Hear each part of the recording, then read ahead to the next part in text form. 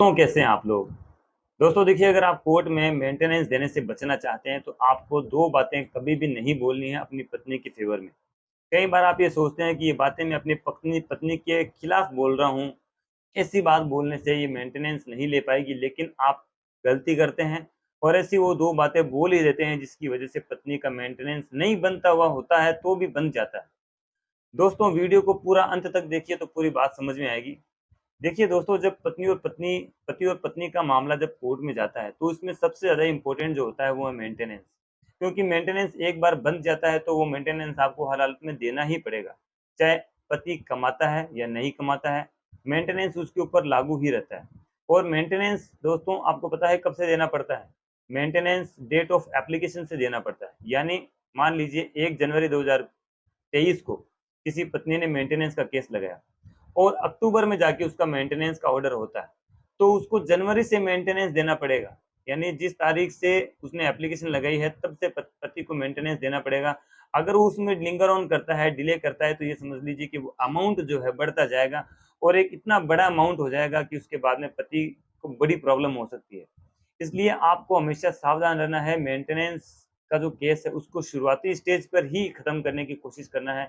Court में आपका पक्ष इतना मजबूत होना चाहिए कि पत्नी मेंटेनेंस ले ही ना पाए और आपका जो है आपके पक्ष में कोर्ट ऑर्डर कर दे। कई बार क्या होता है कि पति वो 2 बातें बोल देता है जिसकी वजह से कोर्ट उसका मेंटेनेंस बाँध ही देती है, पत्नी को मेंटेनेंस मिल ही जाता है। वो 2 बातें कौन-सी हैं? दोस्तों वो 2 बातें हैं कि मेरी पत्नी अभी कमा नहीं रही है। कई बार ये भी कहा जाता है पतियों के द्वारा कि पहले ये कमाती थी, लेकिन अब नहीं कमाती है।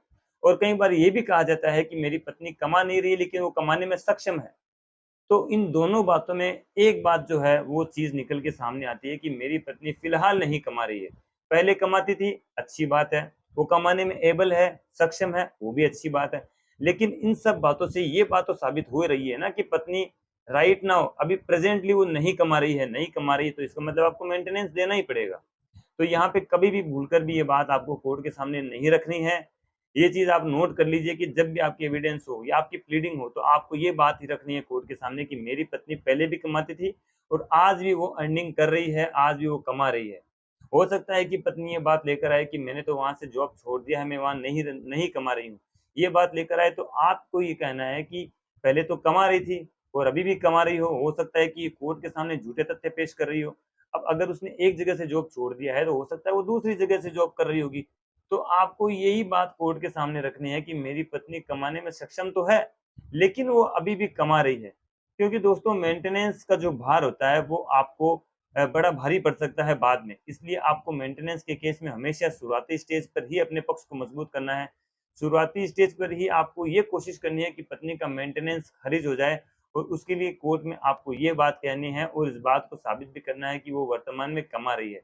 कमाने में सिर्फ़ एबल है, सिर्फ़ ये बात कहने से नहीं चलेगा का आपका काम और वो पहले कमाती थी, अब नहीं कमा रही है, ये बात कहने से भी आपका काम नहीं चलेगा। आपको कोर्ट में ये बात साबित करनी पड़ेगी कि आपकी पत्नी वर्तमान में कमा रही है।